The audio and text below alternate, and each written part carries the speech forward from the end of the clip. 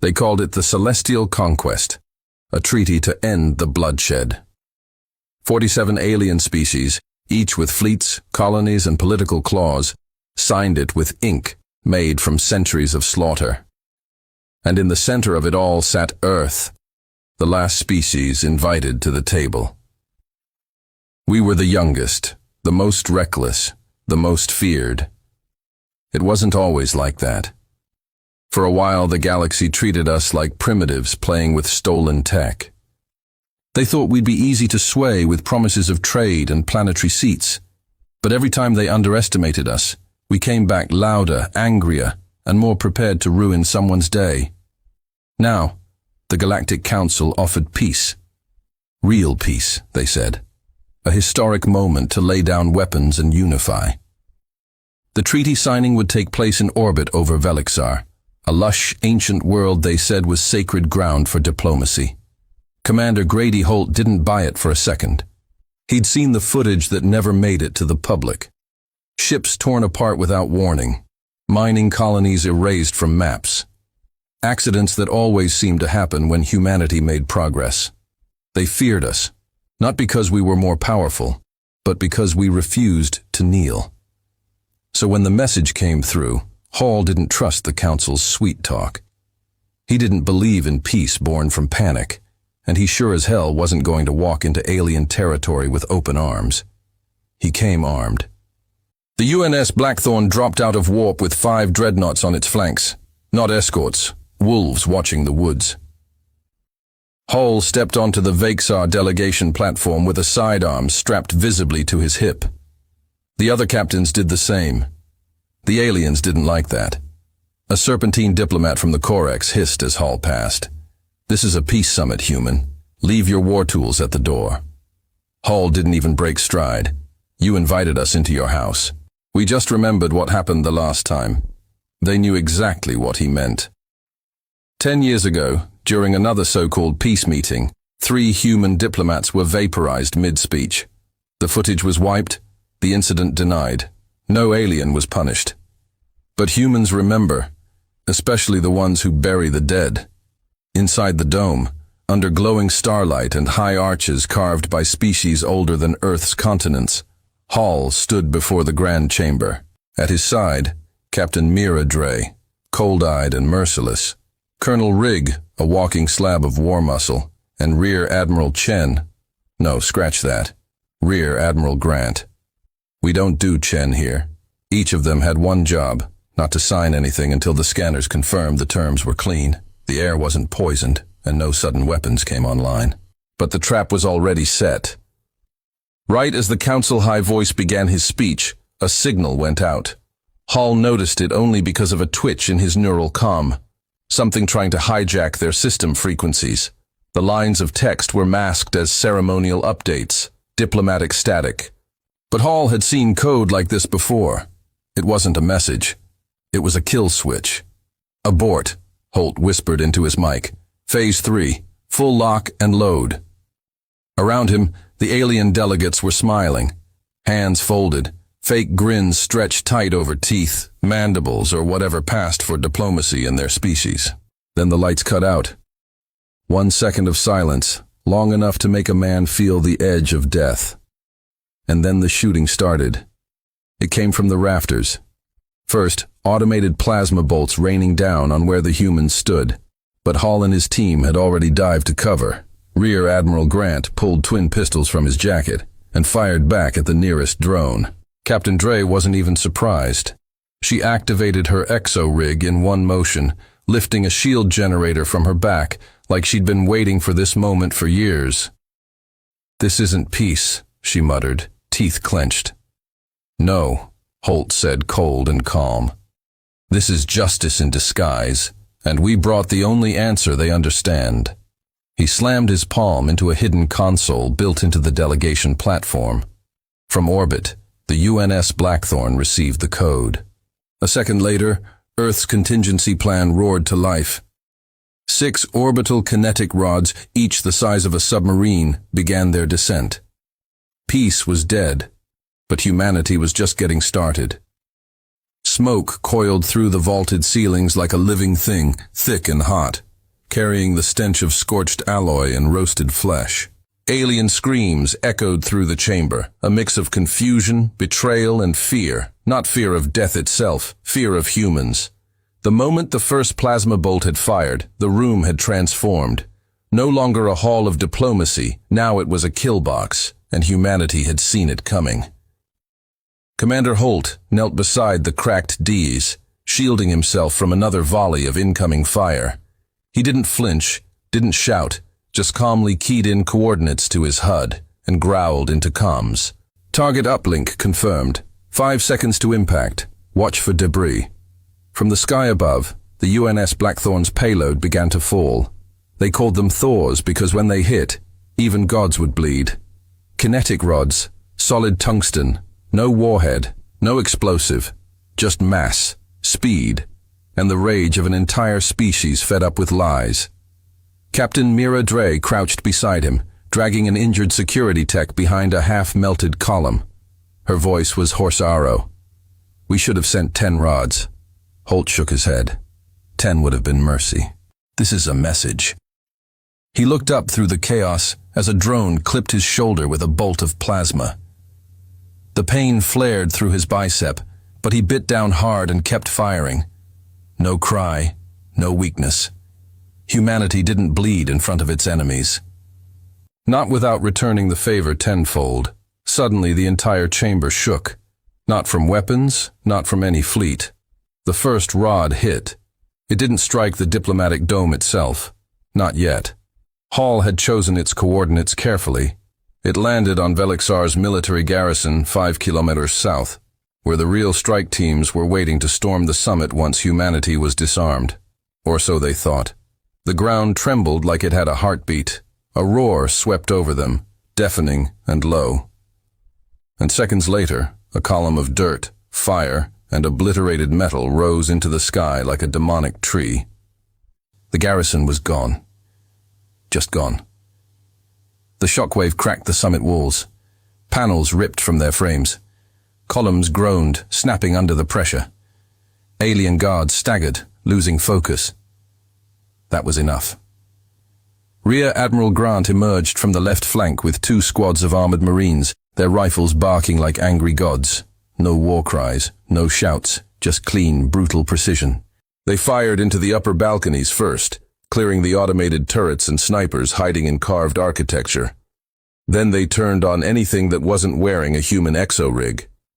Confirmed breach, Grant said through the squad channel. Chamber secured in 90 seconds.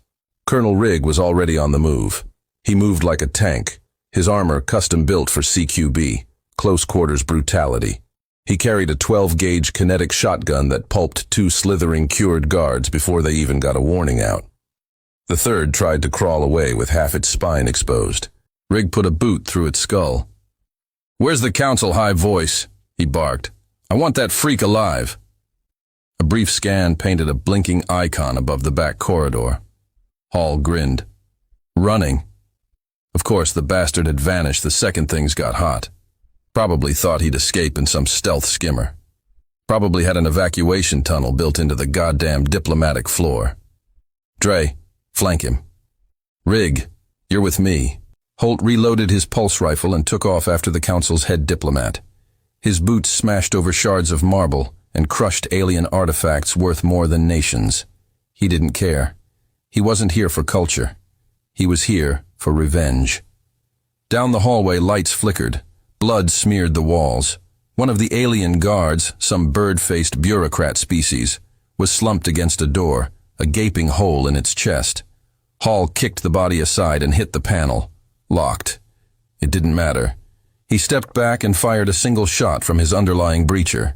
The door exploded inward with a scream of bending metal and sparks. Inside, chaos. The high voice, a withered, four-limbed grey thing draped in ceremonial robes, stood at the far end, his eyes wide, chest heaving, a stolen alien sidearm shaking in his claws. "You brought war to a sacred table," the creature shrieked. "You've doomed everything." Holt raised his weapon but didn't fire. "Not yet. You signed our death warrants with a smile. What did you think we'd bring?" "Flowers. You broke the accord. There never was an accord. There was just a cage. We just brought bolt cutters. Behind him, Dre entered, rifle raised. Her voice was flat. We got company incoming. Full strike team from orbit. Stealth pods. They're still trying. Of course they were. Holt stared down the alien, hatred glowing in his voice. You planned this ambush thinking we'd play nice. You counted on the stupid, naive part of humanity. You forgot we're also the species that burned its own atmosphere just to win a war. He stepped forward and pulled the alien's weapon from his clawed grip. We don't forgive, we don't forget, and we don't kneel. Then he turned to Dre. Is the stream active? She nodded. Live across every system. They're watching. Good. Hall looked into the camera lens installed above the chamber door. It was broadcasting to every major world, every colony, every species that thought humanity could be put back in its box. Let this be known, he said, his voice iron. Earth did not come here for peace. We came to survive. You tried to kill us. You failed. He raised his sidearm and without flinching put a bullet through the high voice's chest. The alien crumpled, robes soaking in whatever passed for blood in his species. A beat of silence, and then Hall turned back to Dre launch the final 2 Thors on the capital shipyards. Confirmed. She tapped her wrist. Rod 3 and 4 locked. Impact in 90 seconds. The UNS Blackthorn miles above was already shifting. Earth's last resort command ship. It didn't bristle with guns. It was the gun, a floating sentence of death with one purpose. To remind the galaxy that humanity didn't play by the same rules. Inside, orbital rods dropped into freefall. Not aimed at soldiers, not at fleets, at infrastructure. At the root, one struck the Velixar capital shipyard, leveling a construction facility that had been preparing an experimental fleet to patrol peacefully along Earth's trade routes. The second hit a resource depot used by the Tolkari, a species that had been secretly funding raids on human outposts while preaching neutrality. Both vanished in fire and gravity. Back inside the summit dome, Holt sat on the fractured steps of the chamber's throne, breathing heavily, arm burning, but eyes still sharp. He knew what was coming. Now the galaxy would come for them. No more subtle sabotage, no more puppet factions. This was war, open and wild. But for the first time it would be fought on Earth's terms. And Holt didn't mind that one bit. He opened a comms line to Fleet Command back home. Treaties burned, enemy plans exposed. We neutralized their command chain. A pause. Tell Earth it begins now. They called it First Blood on Earth's channels. The footage of Commander Holt executing the Council high voice mid-broadcast rippled across the galaxy like a virus. Every backroom diplomat, every spineless planetary governor, every alien cartel boss who once spoke the language of peace with a knife in hand. Now they saw Earth for what it had truly become. A problem they could no longer manipulate. A beast they couldn't muzzle. A fire that wouldn't go out just because the galaxy demanded it. The Council's orbiting comm stations went dark 6 hours later. A direct EMP strike from UNS covert frigates hidden behind Velixar's secondary moon fried their entire diplomatic relay grid. Every alien message demanding surrender, every threat, every desperate attempt to talk this out was silence. And in that silence, Earth moved. Commander Holt didn't wait for orders. Earth Command didn't need to send them. They understood each other now. The leash had snapped. No more red tape. No more negotiations. No more begging for a seat at a table that was always rigged. Hall stood aboard. The UNS Blackthorn's bridge, staring out at the Velixar skyline as it burned. Ash curled into the clouds. Alien ships limped through the atmosphere, trying to evacuate delegates that would never get the chance to betray another soul. Humanity wasn't fighting a war anymore. It was erasing a mistake. Admiral Thorne, his face worn and hardened like a cracked hull, appeared in the central display. We've confirmed orbital lockdown. Velixar is isolated. You've got 5 hours before the next wave comes knocking. Holt nodded. Make it 3. We're staying to leave a memory.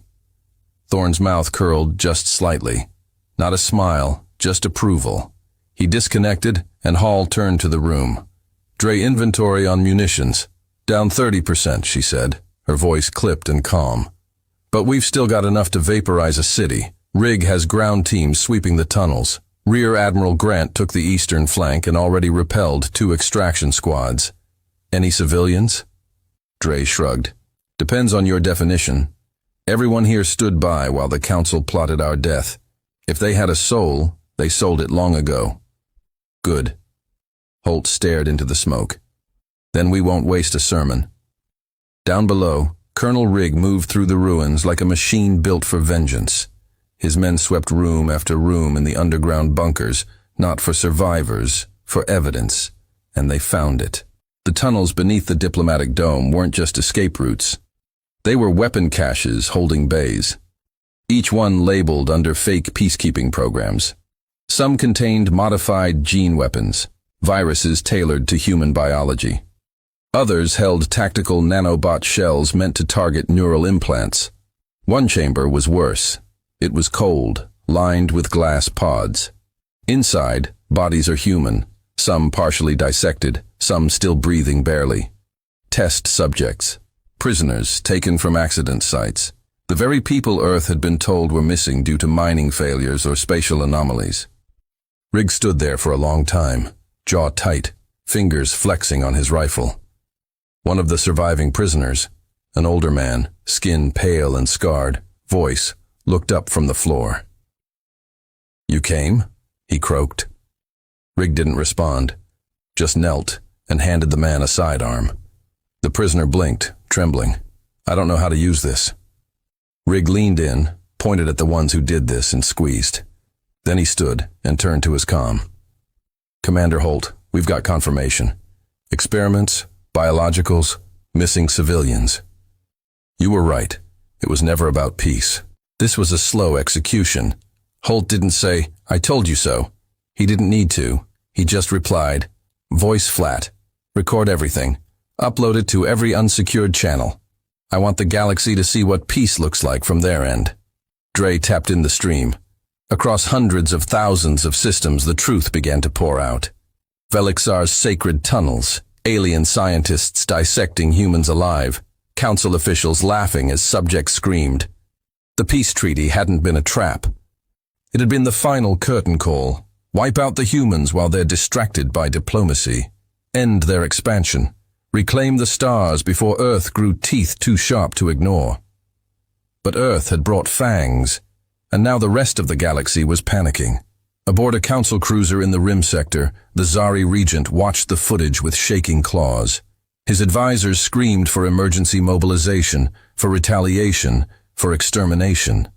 But the regent knew better. "This was not an outburst," he muttered. "No, Regent. This was an execution." Somewhere deep in council space, another species, the Brit Collective, immediately began cutting off diplomatic ties with all known council member worlds. Their ambassador broadcast a simple message. "We warned you. You poked a bear, and now the bear is skinning your gods." Others began to follow. Factions who had remained neutral, civilizations who had whispered doubts behind closed doors. Now they were seeing the truth. And Earth had made it undeniable. Back on Velixar, Holt prepared the final phase. "Full evacuation," he ordered. "No stragglers. Anyone left behind knew what they were part of." Dre raised an eyebrow. "And the dome?" Holt's eyes didn't blink. "Burn it." An hour later, the Blackthorn's final orbital strike fell. It didn't use kinetic rods. It used atmospheric disruptors, plasma bursts that cracked the air and turned entire structures into molten glass. The dome, the chamber, the tunnels, all of it gone. Just a scorched crater where lies used to live. And then they left. Fleet Command recalled Holt and his crew. The Blackthorn vanished into warp space, flanked by the surviving dreadnoughts, leaving nothing but ashes behind. But the war had only just begun. A week later, the retaliation came. 3 council fleets, stripped from nearby sectors, launched a direct assault on Earth's closest colonies, Karis Station and Lunar Relay 9. They thought the humans would panic, that Earth would recall its forces to defend its borders. They were wrong again, because Earth wasn't defending anymore. It was hunting.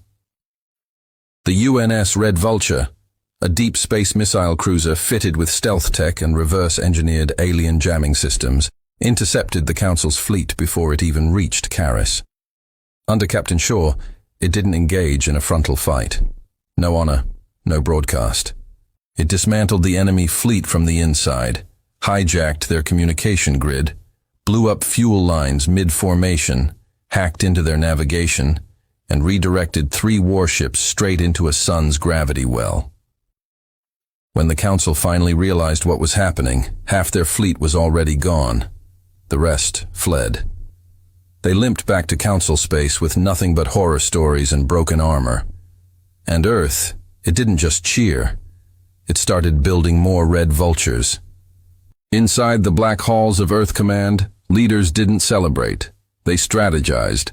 They understood now that the war had no rules, no front lines, no mercy. It was a cleansing. One species had drawn the line, and the rest would have to decide which side of history they'd die on. Commander Holt watched it unfold from orbit above Earth. His ship rested in dry dock for resupply. The stars outside didn't look peaceful anymore. They looked like targets. Dre joined him at the viewing deck, arms crossed. Intel says 3 more Council species are gearing up, mobilizing in the Deltar sectors. Holt nodded. Let them. The fire's already lit. They'll just burn with the rest. She looked at him, not with concern but with respect. You planning on stopping anytime soon? He shook his head slowly. Number not until the stars remember who we are. Not until every treaty burned. The death lists started appearing 3 days after Valexar burned. Encrypted broadcasts, no sender ID, no traceable origin, just names, aliens, humans, hybrids. Every single one of them had a part in the treaty. Some were executioners. Others were silent benefactors, council members, CEOs, weapons scientists, collaborators, governors who closed their eyes while human colonies were erased and called it diplomacy. Earth stopped pretending to play politics. Now it played God. Every name on those lists had 48 hours, and they all knew what came next. Across the stars, light started going out. The Bracken Minister of Bioaffair, one of the architects behind the gene virus designed to target human respiratory systems, was found in orbit above Zolokar 6, flayed open in his own escape pod. No trace of forced entry, no escape logs, just a single sentence burned into the glass of the pod window. We remember 3 hours later, a council spy lord based in the merchant moon of Valtryk was liquefied mid-broadcast. His neural uplink had been hijacked during a transmission, and the feedback loop melted his brain inside his skull. The message that flashed across the screen just before his eyes bled out was even simpler. So do we. They tried to call Earth terrorists, fanatics, rogue elements. But they knew the truth. It wasn't a rogue squad. It wasn't a handful of madmen. It was the system now. A coordinated state-sanctioned operation. A global consensus signed in blood and steel. Anyone who conspired in humanity's slow genocide would pay. No matter how long it took, no matter how far they ran, Commander Hull was back in deep space, standing in the war room aboard the UNS Blackthorn. It was no longer just a battleship. It had become Earth's mobile execution chamber. Around him, Dre, Rigg, and Grant stared at the newest dossier. A target on Eltrix Prime. An Axian ambassador who'd funneled tech and tactical data to the Council fleet under the guise of peace programs. Disguised his shipments under humanitarian aid, Dre muttered, shaking her head. Fed intel on our Mars expansion to the Council. That data was used in the Helen massacre. Rigg spat. I was at Helen. That bastard's getting his teeth handed to him, even if I got to pull them out one by one. Hall looked over the profile. He lives inside a civilian fortress, surrounded by an unarmed species, protected by neutrality laws. Grant folded his arms, so Holt nodded slowly. So we don't go loud, we go surgical. The UNS Whisper, Earth's newest stealth corvette, entered Eltric's prime orbit under the call sign of a medical aid vessel. No weapons showed on scans, no threat ID, just a floating hospital. Another quiet miracle from Earth's benevolent outreach programs. No one questioned it. They wanted to believe humanity had calmed down, that maybe the outbursts were over, that maybe the fire was dying. But inside the Whisper, Commander Holt moved like a shadow. He was dressed in civilian gear. No armor, no insignia, just a tired man with a face that could disappear in a crowd. He didn't need a team. This one was personal. The Axian ambassador named Tval lived in a glass spire above a neutral zone compound. The building was a monstrosity of false peace, hanging gardens, meditation pools. He even had human servants, rescued slaves, he claimed, who were paid in coin and sanctuary. Hall entered through the public access channel. No alarms, no questions. The doorman, an old cybernetically enhanced reptilian, nodded politely.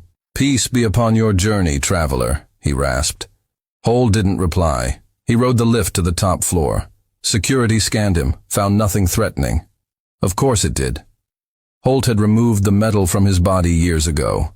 Neural wetware, ceramic-encased weapons, micro-threaded charges under the skin. Nothing pinged. Trival stood at a curved window, sipping from a crystalline goblet. He was 7 feet tall, half transparent, with the smug posture of a creature who'd never had to fight to survive. "I assume you're here to discuss reparations," Tval said without turning. "My species was coerced into supporting the Council.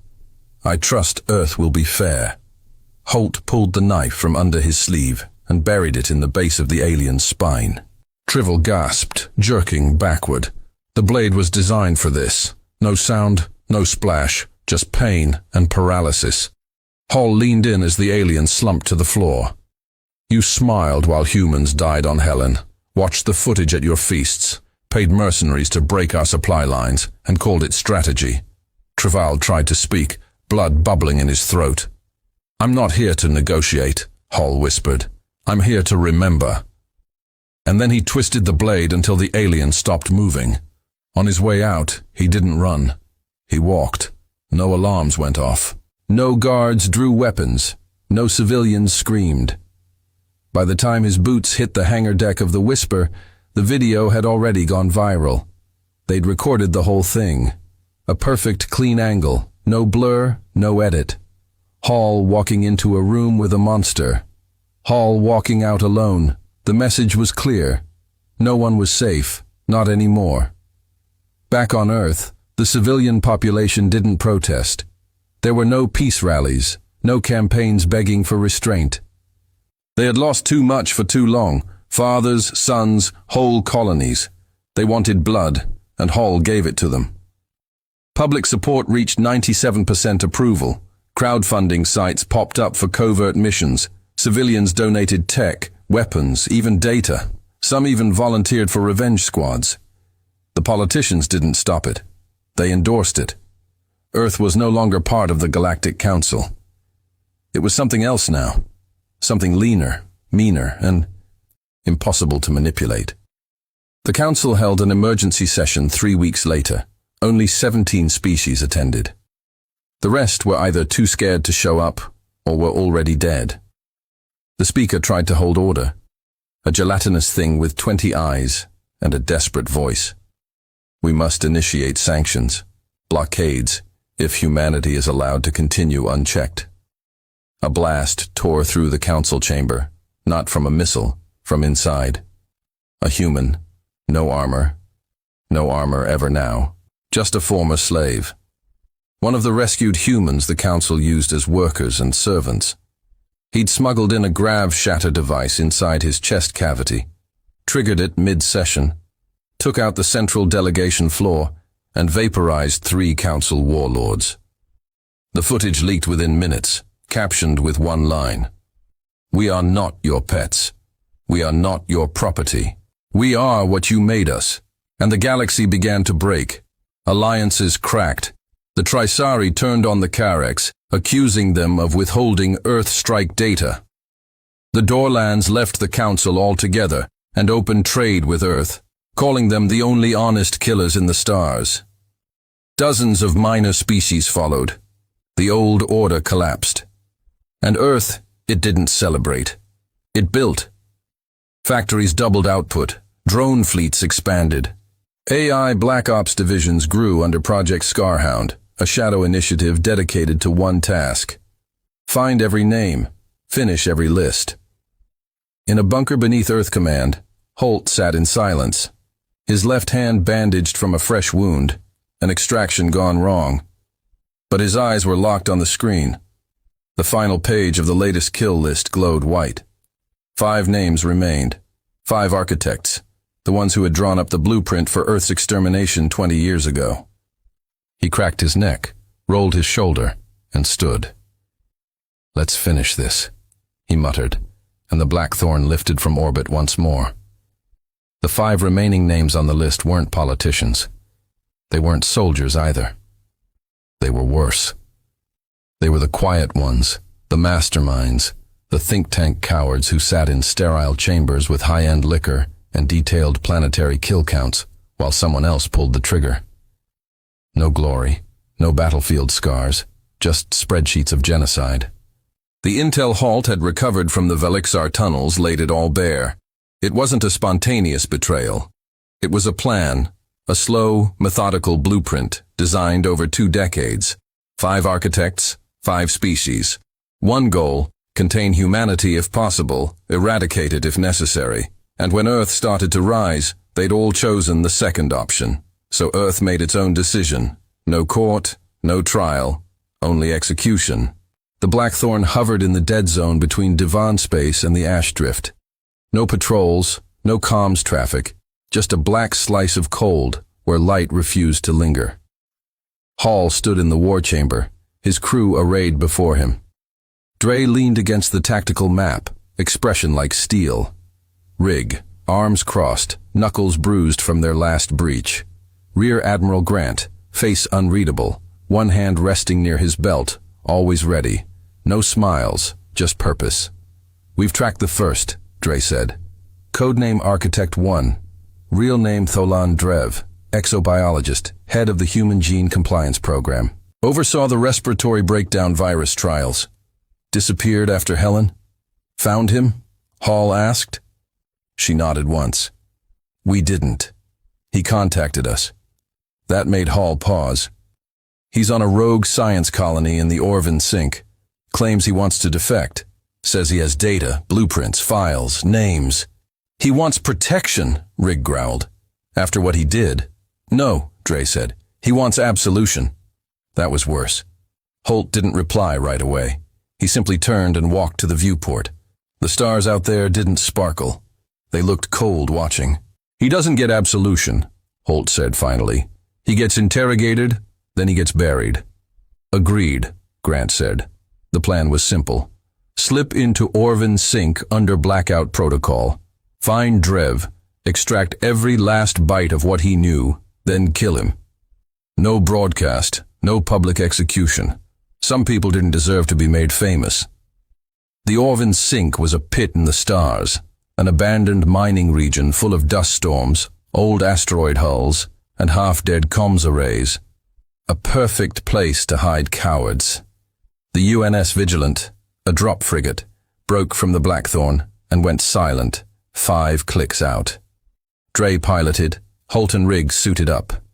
They didn't take an army. This one was personal. The research station floated between 2 dead rocks, power flickering like it was begging for someone to shut it off.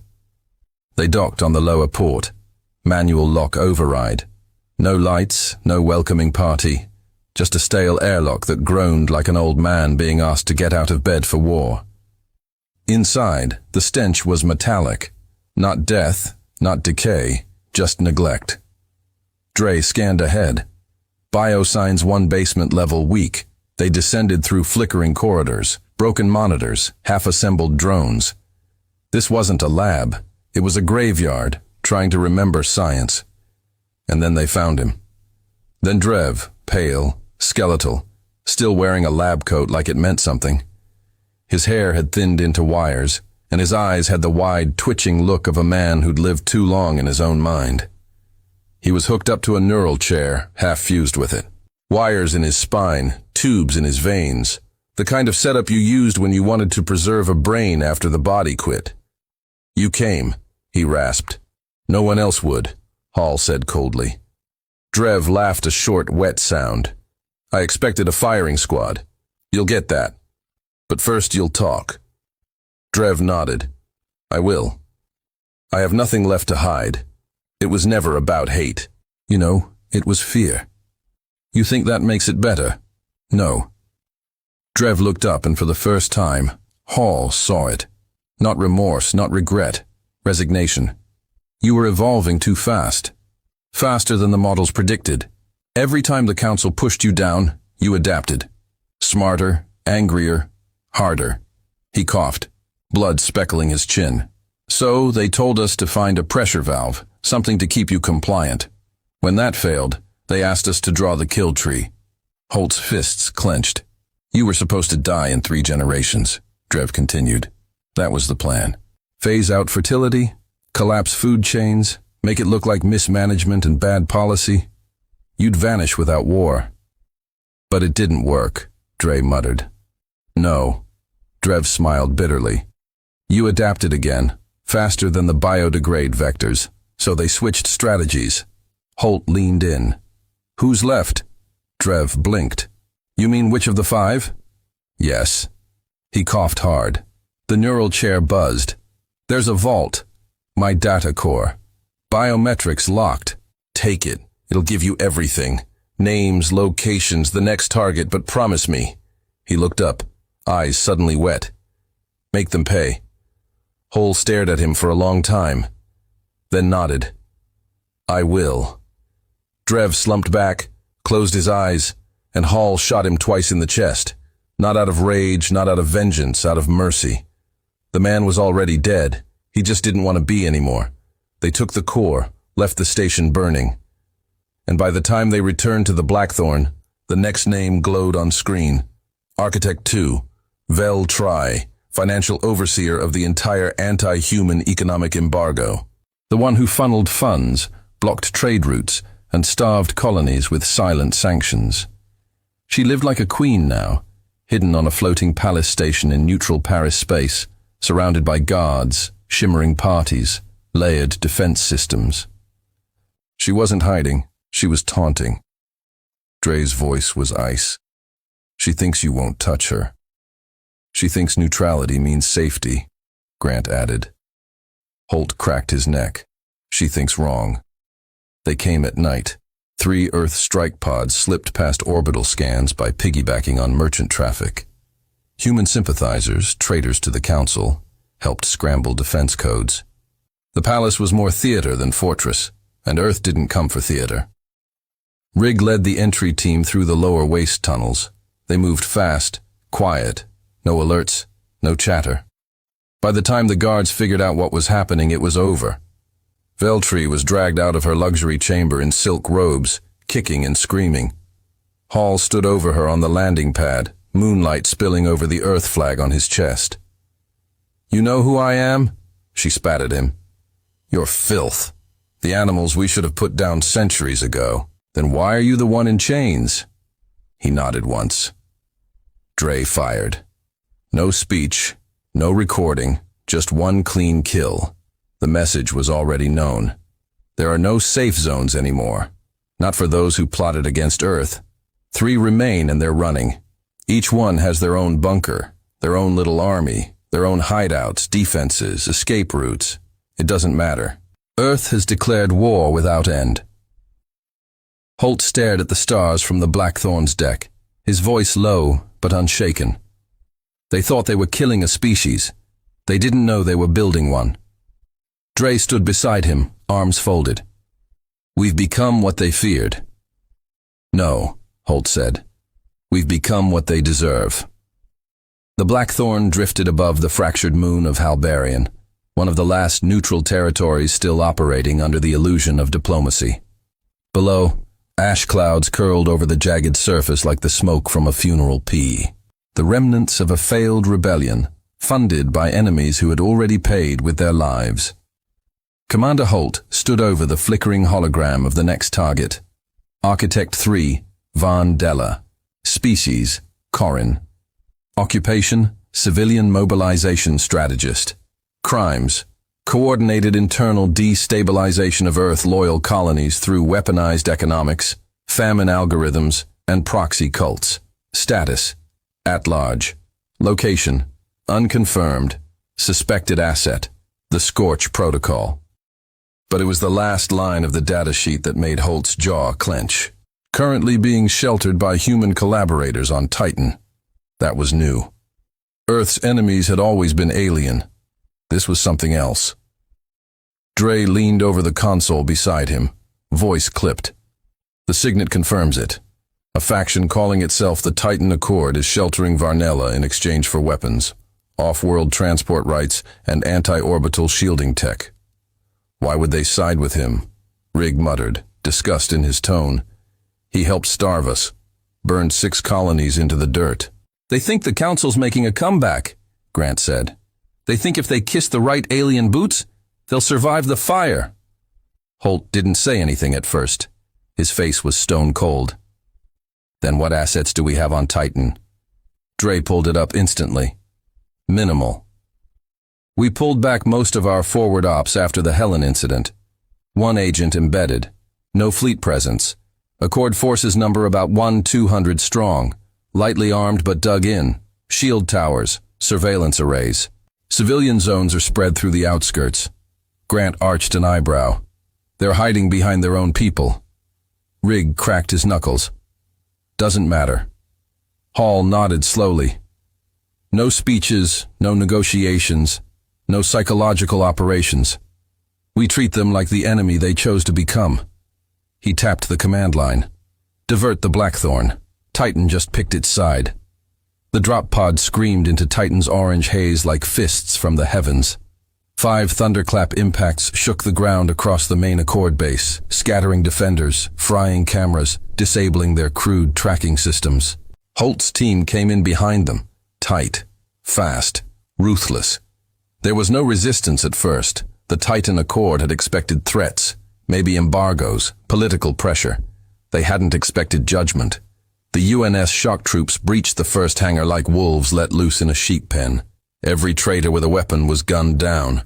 Those who dropped their rifles were zip-tied and branded for interrogation. No one got a pass. The Accord's leader, a former Earth Navy lieutenant named Creel, was captured trying to upload files off-world. Holt found him in the comms tower, fingers bleeding from trying to override the lockout on his data port.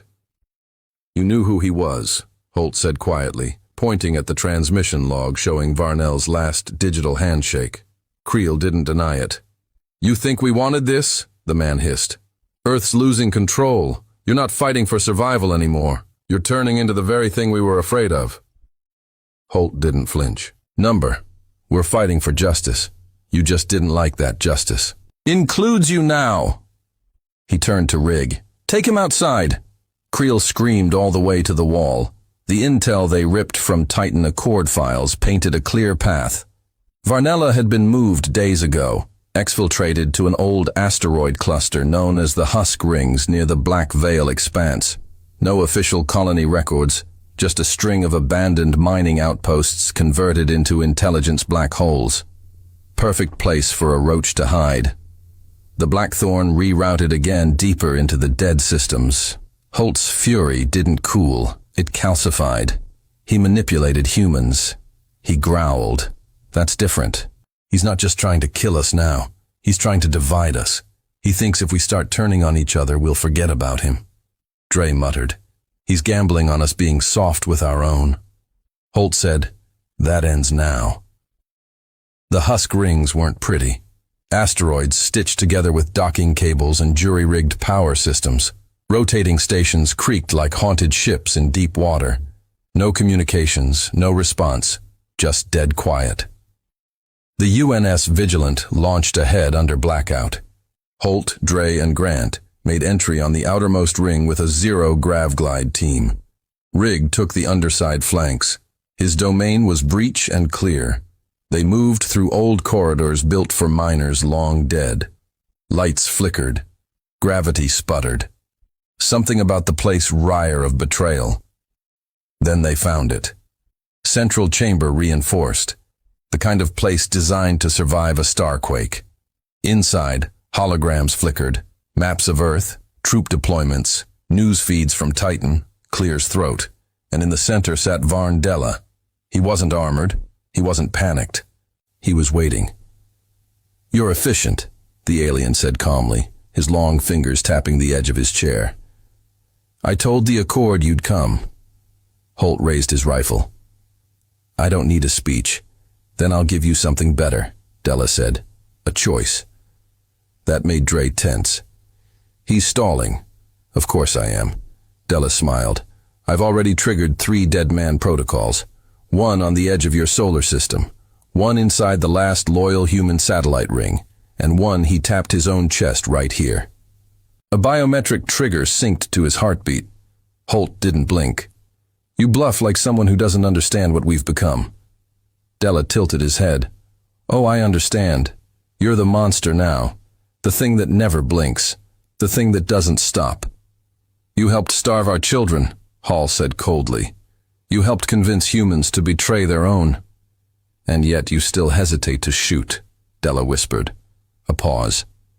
Then Hall turned to Dre's heart rate monitor. She activated her pulse disruptor and aimed it squarely at Della's chest. The weapon fired with a soft thump, a needle-thin bolt that froze his heart instantly. He gasped once, stiffened, then slumped forward, eyes wide. No explosion, no dead man code, just a corpse. Dre smiled. "Guess he overestimated himself." "Like they all did," Hall said. "They didn't upload the footage. I didn't need to. This wasn't for the galaxy. It was for Earth." Back on the Blackthorn, Hall reviewed the aftermath reports. The Titan Accord was dismantled, collaborators rounded up, the faction's assets seized. Della's data core was decrypted, full of strategic sabotage plans and experimental psychological warfare blueprints designed to destabilize human unity. Everything had been a long play, a slow knife, and Earth had just snapped the blade. 3 architects down, 2 left. But the real change was something else. Humans had finally turned on humans, and they'd paid for it in blood. Hall stood alone in the command deck, looking out at the stars that had once seemed endless. Now they looked smaller, meaner, not because they had changed, because Earth had outgrown fear. Dre approached, her voice low. "We're not the same species we were when this started." "We never were," Hall replied. "They just woke up to the wrong version." Rigg stepped in from the lift, blood still on his gloves. "Are we ready for the next?" Hall didn't answer immediately. He stared at the final 2 names glowing on his screen. One was hidden in the deepest council vaults. The other was already inside Earth's orbit. The last war hadn't started in orbit. It started in a boardroom under golden lights and champagne toasts on Earth's most protected continent, surrounded by men who'd never worn armor, but held the fate of billions in their polished hands. And one of them wasn't loyal. Holt stood in Earth Command Central Chamber, staring at the last decrypted logs from Architect 4's data core. The text scrolled past in brutal simplicity. Coordinates, encrypted messages, falsified fleet manifests. But it was the last line that cracked something inside him. Asset D9 embedded on Earth. Human status operational. Rigg leaned over the console, arms stiff. "This can't be right." "It is," Holt said flatly. Dre crossed the room, datapad in hand, her jaw clenched. The Council wasn't betting on our extinction by force anymore. They switched tactics years ago. They banked on erosion. One traitor at the center guiding policy, blocking retaliation, rerouting supply chains, softening our backbone. "Asset D9, Grant muttered, stepping into the room. "Is Director Damon Rowe?" Holt didn't blink. "Of course it is." Roar was a name carved into the foundation of Earth's survival. Head of strategic allocation, hero of the Great Collapse, orchestrator of post-war recovery, and trusted advisor to every fleet admiral in orbit. But Roar had never fired a shot, never stood in a trench, never even left the safety of the Blue Zone's triple-layered luxury towers. And somehow that made him perfect for betrayal. Rigg slammed his fist on the metal railing. He sat in on every deployment meeting, every retaliation operation. He signed off on the orbital strikes. Dre's voice was tight, and he delayed 90% of them. Remember the Holith blockade delay? That was his override. It cost us 2 battalions. Delays?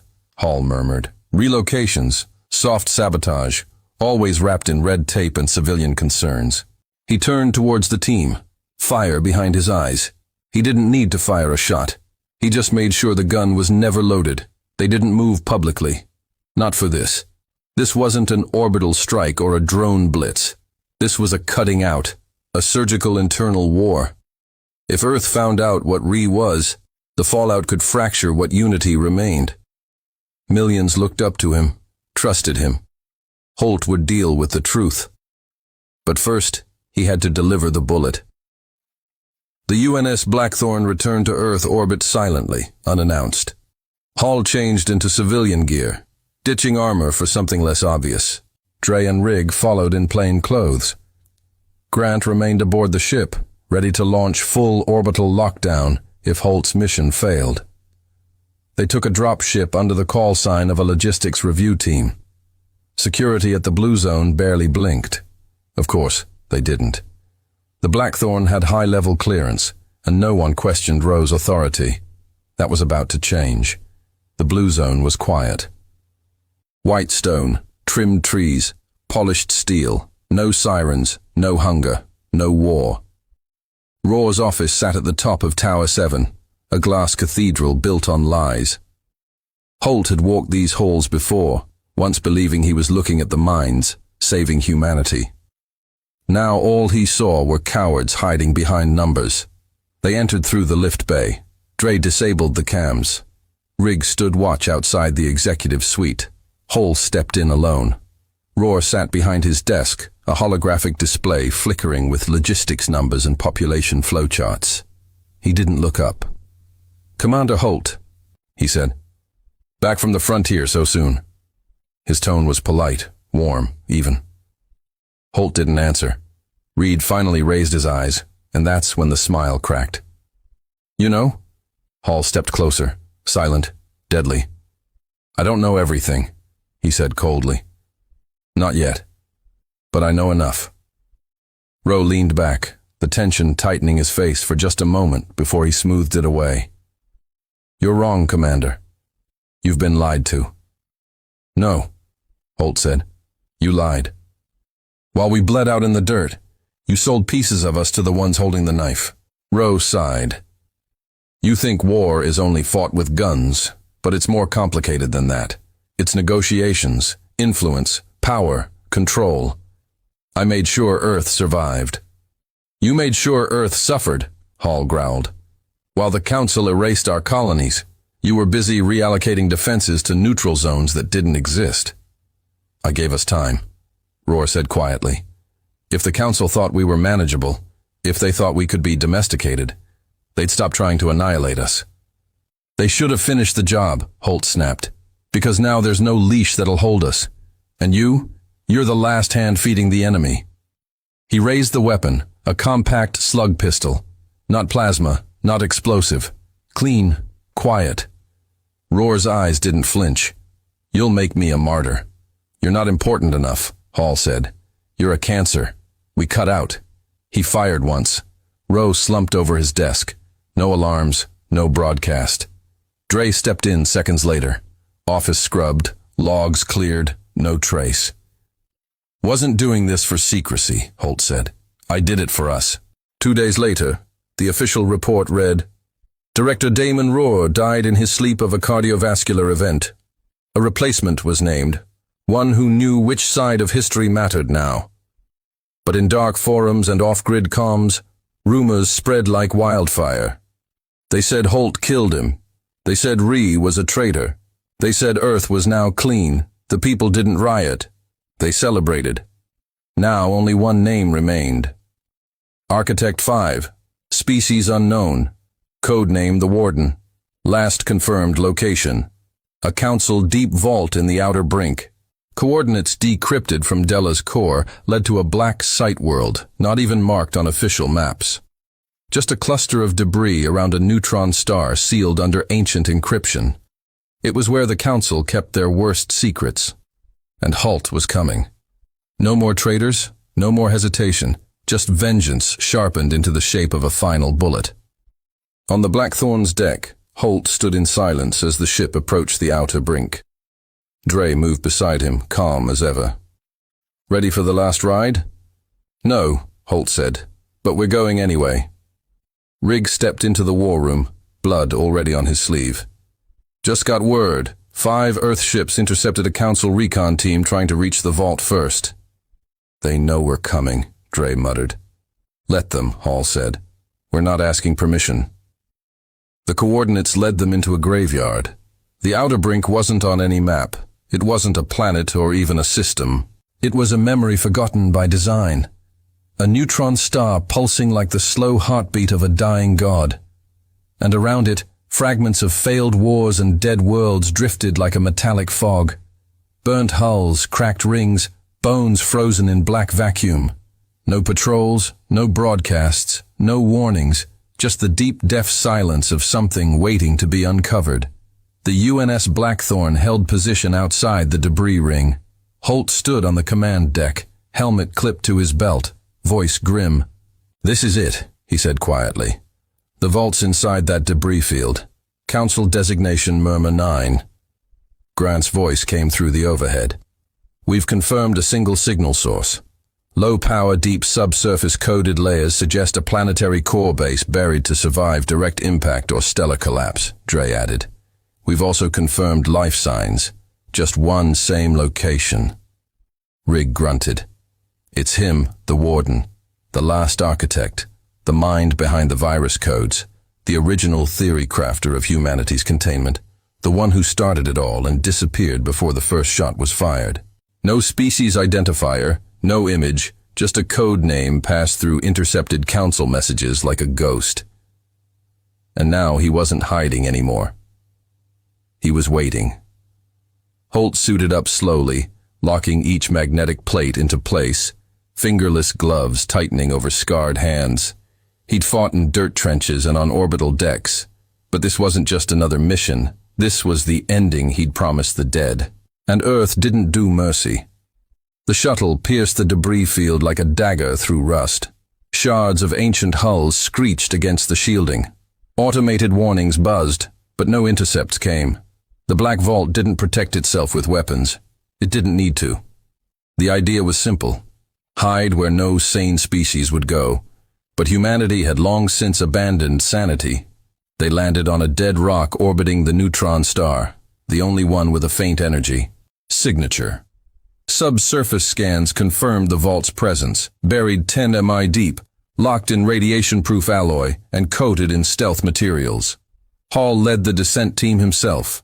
Dre at his side, Rigg at point, 6 Marines behind, weapons tight, visors dark, no lights, no communications, just gravity boots and tension.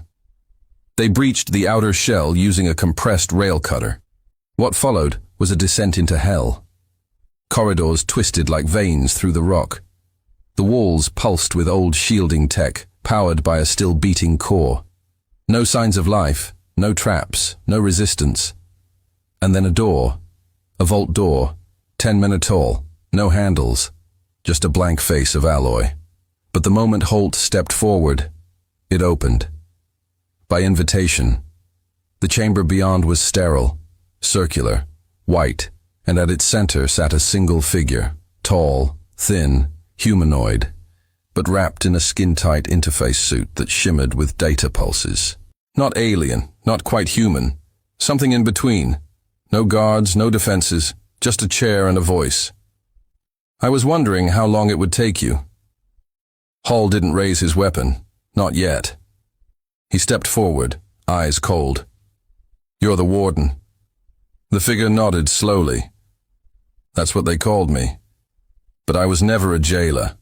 I was the architect of containment, not punishment, prevention." Dre moved in behind Hall, weapon trained. Prevention of what? The warden looked up, and for the first time they saw his face, human, older than any of them, skin creased from artificial gravity and age manipulation, eyes sharp but empty. Rig's voice was ice. He's one of us. No, the warden replied calmly. I was before you, Gen 1 colonist, pre-expansion. I saw what humanity became after we broke into the stars, the wars, the scorched planets. I saw the pattern. He stood slow and deliberate. You don't conquer planets. You consume them faster than any species, more violently than the war flesh of the Carex. I watched Earth evolve into something unstoppable. I did the math, the simulations, the psychological mapping. He stepped closer, almost reverently. You were never going to integrate with the galaxy. You were going to devour it. So, you tried to kill us, Hall said flatly. I tried to protect the future. You turned your back on your own kind, Rig growled. While kids starved on Mars colonies because you cut supply chains, the warden didn't flinch. Because I knew what was coming. You won. That's the proof. You became everything I feared. You didn't unify. You retaliated. You were erased. Holt stared at him, then drew his weapon. You're right about one thing, he said. We don't unify with monsters. We end them. But the warden didn't reach for a weapon. He simply pointed to the chamber wall, where a new panel began to glow. You can kill me, he said. But that panel controls the Echo Protocol, a fail-safe, a signal coded to erase humanity's genetic signature from every known archival record in the galaxy. Not just death. Eraser, future. Hey, I won't remember you. Biomapping will ignore you. You'll be gone. Dre's voice cracked the silence. You'd kill your entire species for that. The warden's voice didn't rise. I'd end a virus before it spread. Hall said nothing. He walked past the warden, stood before the console. Lines of code flickered. A single button blinked. Activate, and next to it, another purge. No passcodes. Just a choice. You came all this way, the warden said, voice tinged with pride. To prove me wrong. Now prove it. Rig stepped forward, weapon ready. We end this now. Holt raised his hand and pressed purge. The entire vault shuddered. The Echo Protocol disintegrated. Every bit of data burning away in a visual storm of dying code. Red pulses flashed. Backups detonated in the walls. Even the warden looked stunned. You're not keeping it? No, Holt said coldly. We don't erase our enemies. We bury them. Then he turned, raised his pistol and fired. The warden collapsed with a single shot. No glory, no last words, just judgment. The Blackthorn destroyed the vault from orbit. No broadcasts, no speeches, no claims, just a flash and silence. The war was over, but Earth didn't celebrate. It prepared. Because even if the architects were dead, the galaxy still watched, still wondered, still feared, and Earth liked it that way. Back on Earth, Hall stood alone at top of a ruined spire overlooking the city edge. The stars above looked smaller now, not because they had changed, but because humanity had risen to meet them. Dre stood beside him. They'll come again. Yes, Holt said. But next time they won't come for peace. They'll come to beg. And what will we give them? He didn't smile. He didn't speak. He just turned and walked back into the dark, leaving only one truth behind. Humanity had survived the trap. Now it owns the cage. The aliens stood tall, their eyes gleaming with condescension as they watched the lone human step forward. Their laughter, an eerie mixture of guttural growls and high-pitched chittering, echoed across the grand chamber. You bring a human to speak on your behalf. One of the Eldari warlords scoffed, his golden exoskeleton glinting under the artificial lights. This is an insult to the Dominion. Humans are barely more than animals. The Galactic Dominion had ruled for thousands of years, crushing civilizations that dared to resist, absorbing cultures only to erase them, rewriting history until nothing remained of those they conquered. And now, humanity was next. Earth had barely begun to reach beyond its solar system when the Dominion arrived, demanding surrender or annihilation. The other council members, Beings from 100 different species watched with amusement. They had seen this before: defiance, arrogance, and then complete subjugation. The elderly, the ruling race of the Dominion, took pleasure in breaking species that thought they could stand against them. The human ambassador, Dr. Elias Carter, stood alone. No weapons, no armor, no army, just a simple man in a worn-out suit. His presence was a joke to them, a final act of desperation from an already defeated species. Carter cleared his throat. His hands didn't shake. His voice was calm. "I will speak," he said, his words precise, "but not in your tongue." More laughter. Some of the Eldari banged their fists against the stone tables, a mocking display of their superiority. "And what language will you use, ape?" Warlord Zelva sneered. "Your own? A primitive dialect from an insignificant rock?" Carter's lips curled into a small smile. "Number, I will speak to you, but not the one you know." The laughter faded, confusion settling in the room, and then he spoke. The moment the first syllable left his mouth, the chamber fell silent. The air grew heavy, as if the very walls could feel the weight of the words. The Eldari warlords, once so smug and composed, recoiled as if struck. Their eyes widened, mandibles clicking in shock. Carter continued, his voice echoing like a ghost from another time. The sounds were harsh, guttural, yet fluid, carrying the weight of something ancient, something lost. The Eldari trembled. One of them dropped to a knee, his exoskeleton trembling violently. Another clutched his head as if trying to block out the sound. Zelvoran stumbled back, his golden eyes burning with something that had not been seen in the Dominion for thousands of years.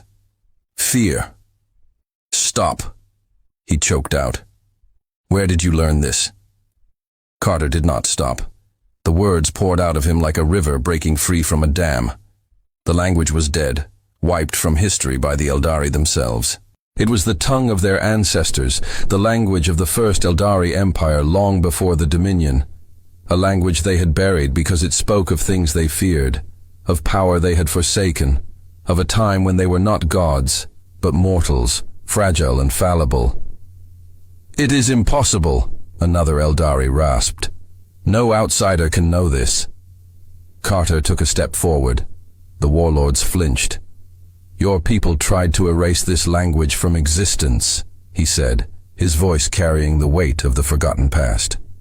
"But you failed, because history has a way of surviving in the most unexpected places." The council chamber, once filled with arrogance and laughter, was now a tomb of silence. The Dominion was built on the belief that they were untouchable, that they had conquered all that was before them. But now standing before them was a simple human who spoke the language of their ancestors, a language they themselves no longer understood. Carter let the last word hang in the air. The warlords did not speak. They could not. They only stared at him, at this human who had become the voice of something ancient, something powerful, something they thought was lost forever. Then softly Carter spoke again, this time in their modern tongue. "Kneel." And for the first time in thousands of years, the Eldari did. The silence in the chamber stretched on, thick and suffocating. The warlords of the Eldari, once the undisputed rulers of the Dominion, stood frozen, caught between the weight of their ancestors' lost tongue and the impossible truth that a mere human had spoken it. Dr. Elias Carter let them simmer in their confusion. He had studied them for years, not just their technology, not just their empire, but their very foundation.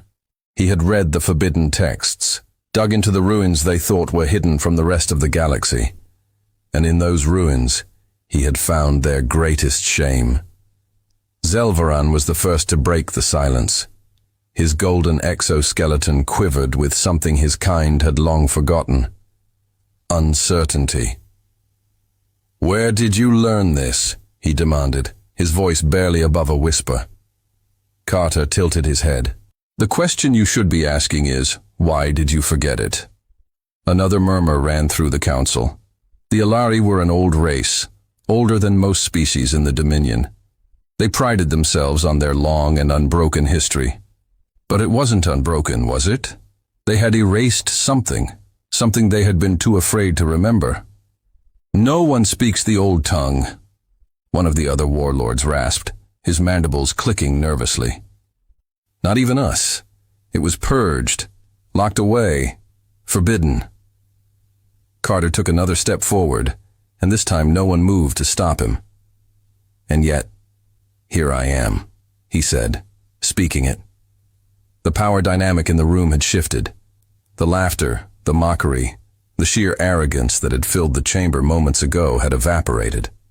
The mighty Alari, conquerors of 1,000 worlds, looked at him with something that went beyond fear. It was recognition. Carter pressed his advantage. "You see, the thing about history is that it doesn't stay buried forever," he continued, pacing slowly. "You can erase records, burn books, rewrite laws, but you can't erase memory. The truth has a way of surviving whether you want it to or not." Zelver's fists clenched.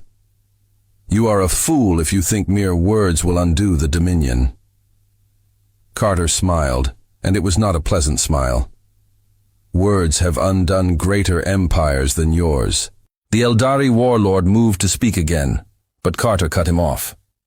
This time he spoke louder, his voice ringing with authority. He didn't just recite the old tongue. He commanded it, and the chamber shook. The towering stone pillars trembled. The air itself seemed to ripple, charged with something unseen, but deeply felt. The alien council members recoiled, eyes wide in disbelief. The Dominion's rulers had buried the old tongue for a reason. It wasn't just a language. It was power. It carried the weight of something ancient, something real. Zelvoran stumbled back, gripping the edges of his throne. His once perfect control had cracked, revealing the raw, primal fear beneath. "Impossible," he whispered. It was lost.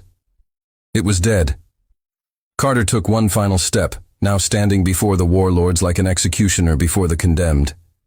"And yet here it is," he said softly. "Here I am." The Alari were proud, ruthless, and unforgiving. But they were not stupid. They understood what was happening. The moment their own kind saw this, saw a human wielding what they had long abandoned, their rule would fracture. The Dominion would never be the same.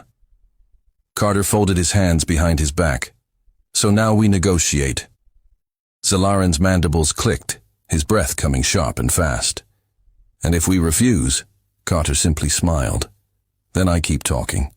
The warlords who had once laughed at humanity, now sat in fearful silence.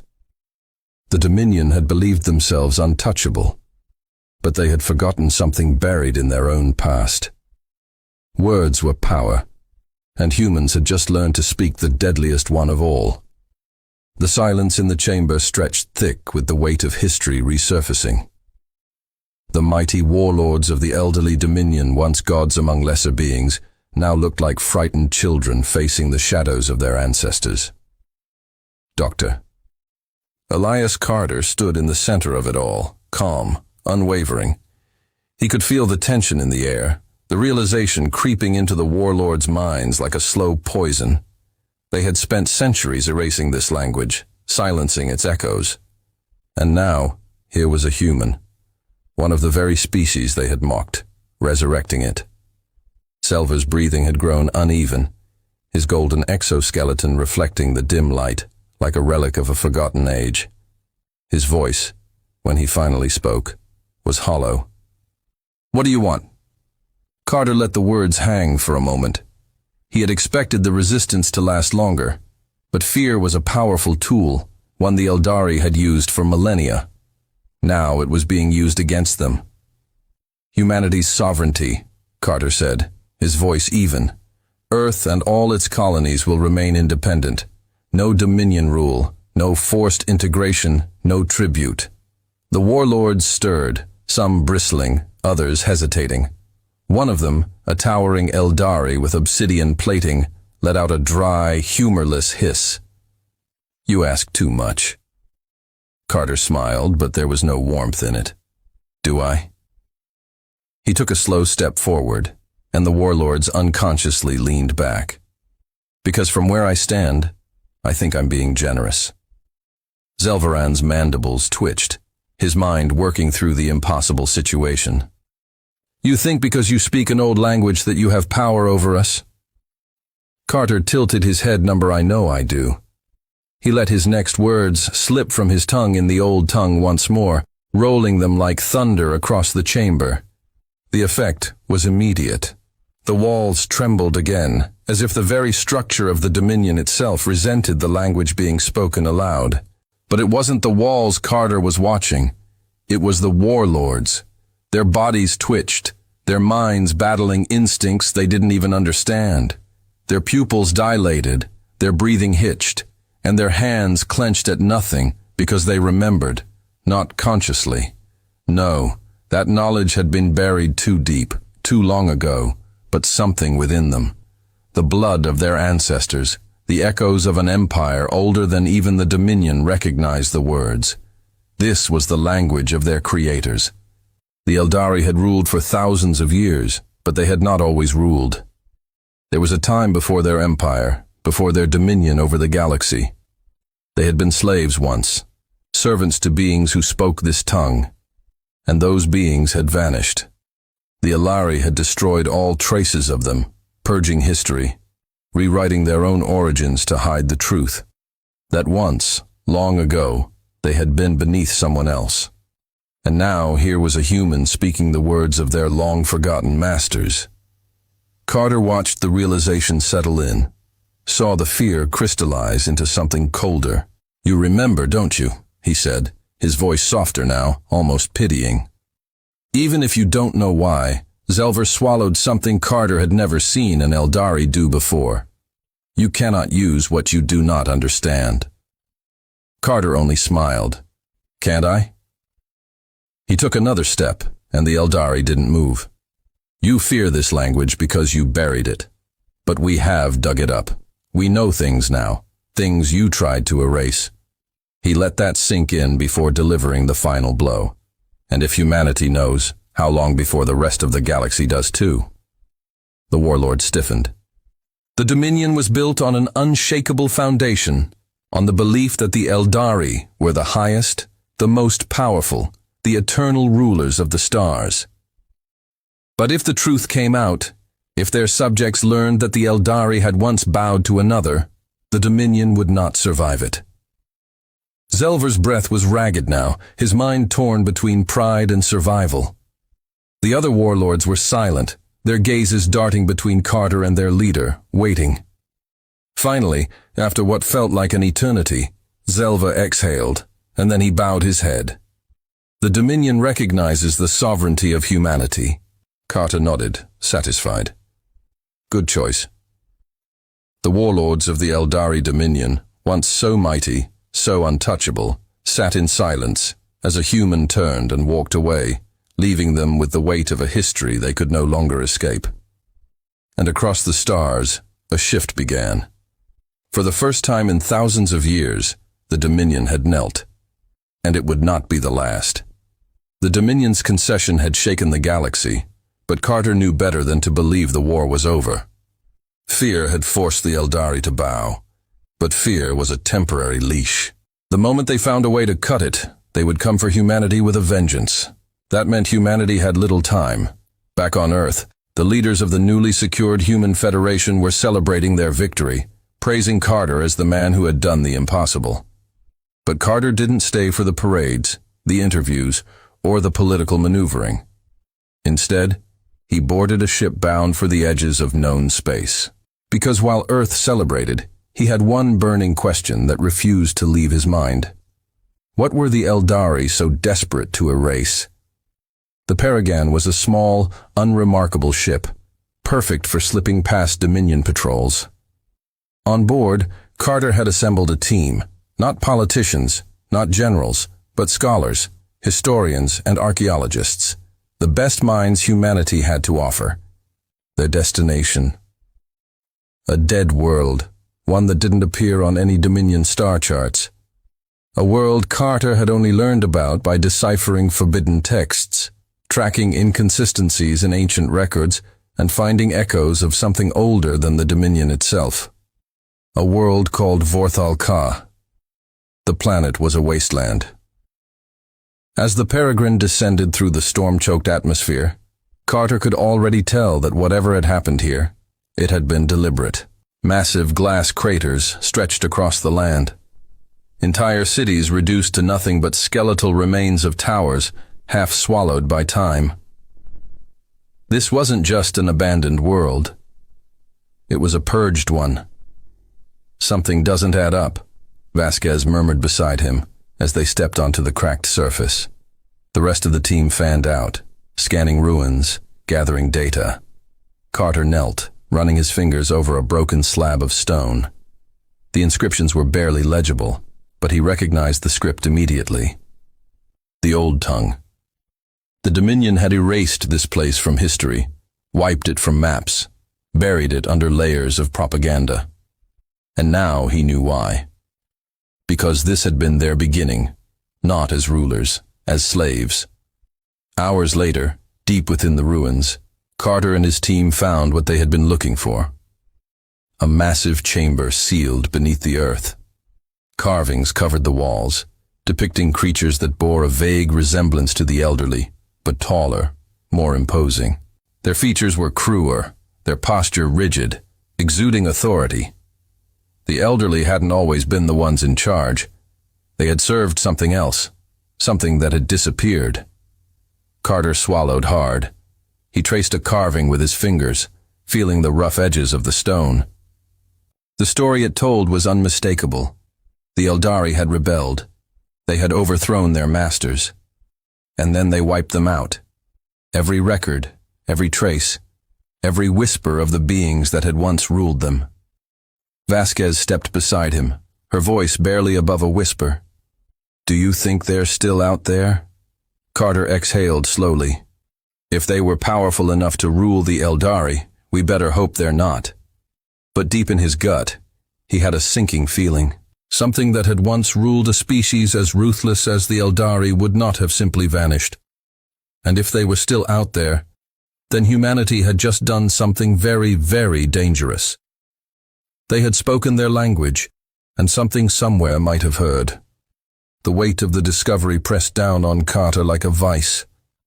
The Eldari had not been the first rulers of the stars. They had been subjects, servants to something older, something powerful enough to command them before they had risen in rebellion and erased all traces of their former masters. And now humanity had spoken that forbidden tongue. If the Eldari had feared it, if they had erased history so thoroughly to hide the truth, then what were they really afraid of? That someone would uncover the past, or that the past would hear them?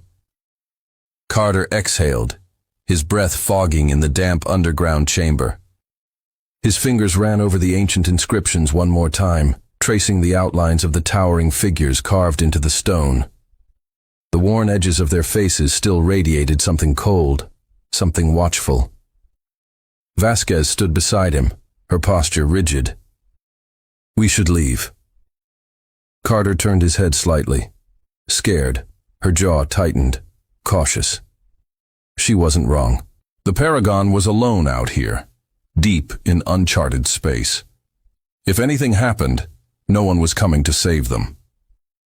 Carter was about to respond when one of the archaeologists called out from deeper within the ruins. "Dr. Carter, you need to see this." He exchanged a glance with Vasquez before following the voice. They moved through the darkened corridors of the chamber, flashlights cutting through dust and time. The deeper they went, the stronger the air seemed to press against them, thick with the weight of something waiting. At the far end of the chamber, a massive stone door stood ajar, dust swirling in the air beyond it. The archaeologist, a young woman named Malik, was standing at its entrance, her face pale. "It's not just a tomb," she whispered. "It's a warning." Carter stepped inside, and the moment he saw what was waiting, his breath caught in his throat. The walls here were not carved with images of rulers or battles. They were filled with something else. Writing, hundreds of lines, all in the same forbidden language. And unlike the rest of the ruins, these words were not worn by time. They were pristine, untouched, as if the universe itself refused to let them fade. Carter stepped closer, reading aloud the first inscription. "They will return." Vasquez stiffened. "That's not good." Carter continued. "They watch the stars. They wait for the tongue to be spoken again." A chill ran down his spine. The Eldari hadn't just erased their masters out of shame. They had erased them out of fear, because whatever had ruled them before had not been destroyed, only sleeping. Vasquez took an uneasy step back. "We need to get off this planet now." Carter's heart pounded, but he forced himself to remain calm. He looked at the last inscription, the one at the center of the wall, written in larger script than all the others. He read it aloud. "The first kings of the stars will rise again." A deep, distant rumble vibrated through the chamber. Dust cascaded from the ceiling. Somewhere far beneath them, something groaned. Something woke up. Carter turned to Vasquez, his voice tight. "Run." The deep rumble beneath the ruins grew into a low, vibrating thrum that Carter could feel in his bones. Dust cascaded from the ceiling, and the once dead chamber felt suddenly alive.